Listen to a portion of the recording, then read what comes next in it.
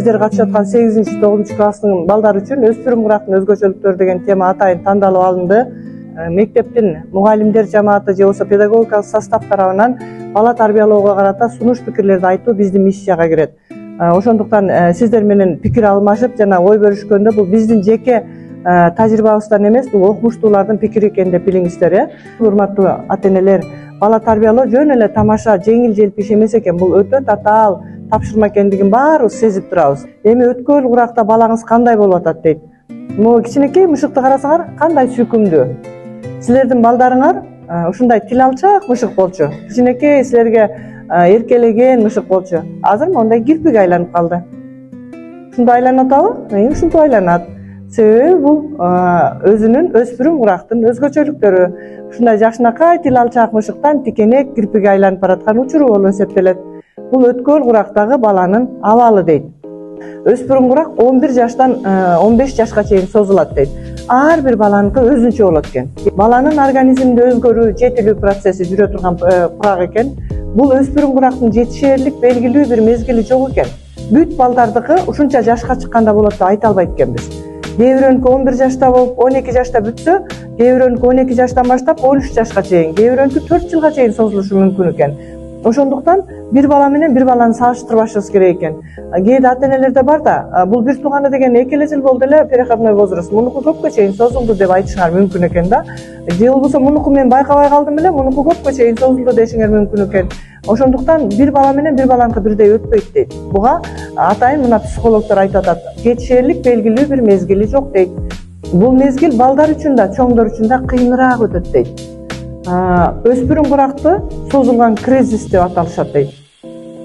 Демек, ушул кризис мезгилинде бала ар дайым организминдеги физикалык жана физиологиялык өзгөрүүлөргө ылайыкташуусу керек болот. Гормоналдык бороон чапкын болуп аткан кез болот экен. Өспүрүм баардык учурда эле стресстик абалда жүргөндөй сезилет. Сиздерге ошол сезилсе керек. Мурдагыдай силер айткан сөзгө реакция кылганда, мурда силер айткан ар бир маалыматты жай кабыл алса, азыр ошону мындай жагымсызыраак кабыл алышы мүмкүн.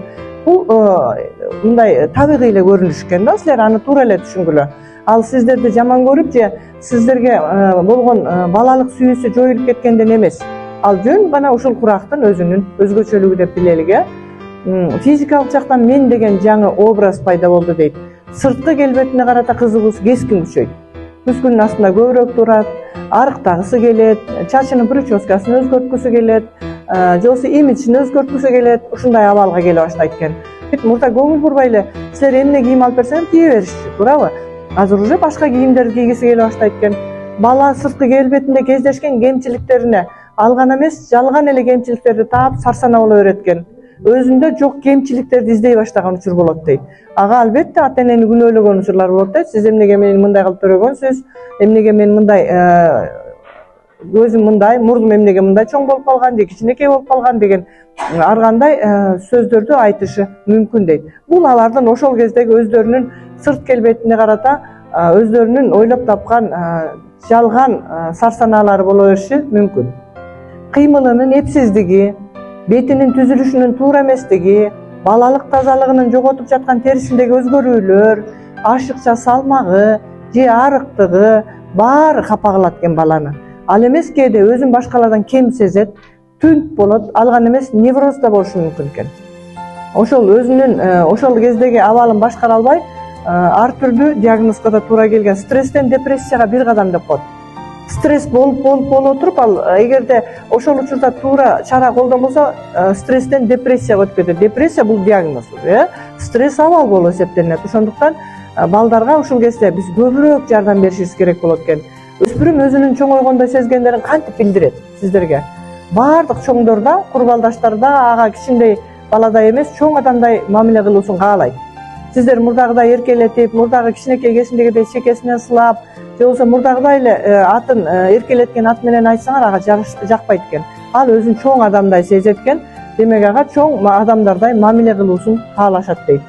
Чоңдор менен конфликт болот, өзүн чоңдор менен тең укуктуу сезе башташат дейт балдар. Ошондуктан сиздер да бул жерден туура түшүнүү менен анын сырткы келбетине, курбалдаштары менен болгон мамилесине, кээде окуусуна да кийлигиштербей койгон учурда ага аябай астейдил мамиле кылышыңыздар керек.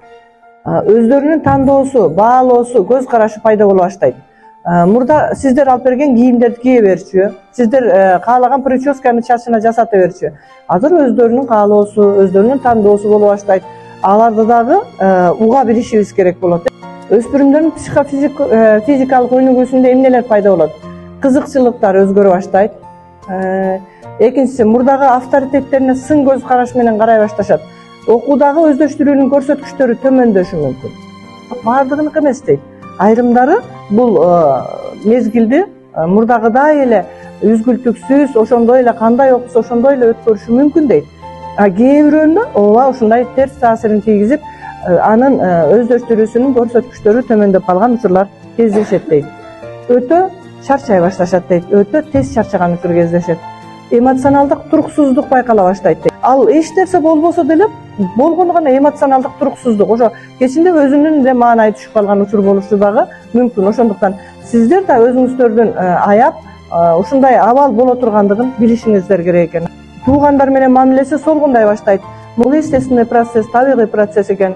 Бул азыр чоңоюп калдым. Мен өзүмдүн үйүмдө гана мен башка өзүмө тиешелүү жумуштарды жасап үйдө турам деши мүмкүн дейт. Муну дагы биз туура эле кабыл алышыбыз мүмкүн экен. Карама каршылыктар пайда болушу мүмкүн дейт, пикир келишпестиктер. Ошондой эле жашоонун маанисин издейт дейт. Мындан аркы жашоодо дагы эмне кылгысы келгенин өзү андан ары издей баштайт дейт. Мурда сиздер айтканда отур десеңер отуруп, тур десеңер туруп кетчү да. Азыр отур десеңер тескерисинче туруп кетип калышы мүмкүн экен. Эң негизги ушул жерде үзгүлтүксүз байкоо. Эмне үчүн жанагы балдардын тарбиясында кемчиликтер кетип, кийин кайтарылбай калган бир трагедияга алып келип атат. Байкабай калат. Ата-эне жанагы күнүмдүк алып урушуп, иште, жумушта жүрүп байкабай калат экенбиз.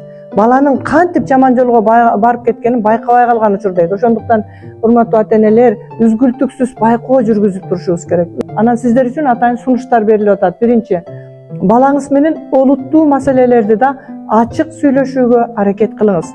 Мейли жагымдуу, мейли жагымсыз, тагдыр ушундай болот. Демек, ошондой нерселерди могу өспүрүм куракта жашырууга болбойт дейт. Олуттуу маселени болсо дагы, мейли эң бир ийгиликтүү маселе болсо дагы, же болбосо кайгылуу маселе болсо дагы ачык сүйлөшүп үйрөткүлө. Өзүңүздүн азыркы балаңыздай курагыңызда башыңыздан өткөргөн окуяларыңыз тууралуу айтып бериңиз дейт. Көрдүңүздөрбү? Тигини баланы жемелеп, өзүңүз менен анын жашоосун салыштырып эмес.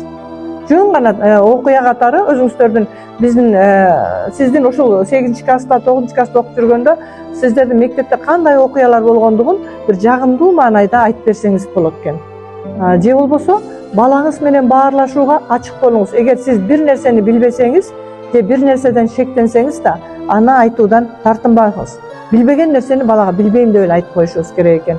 Бала билиш керек экен. Ата-эне дагы, мугалим дагы бардык нерсени биле бербей турганын. Өзгөчө кунт коюп байкагыч болуңуз. Балаңыздын жүрүм турумунда кандайдыр бир өзгөрүүлөргө көңүл буруңуз. Балаңызга мээримдүү болуп, ага ата-энелик сүйүүңүздү көрсөтүңүз.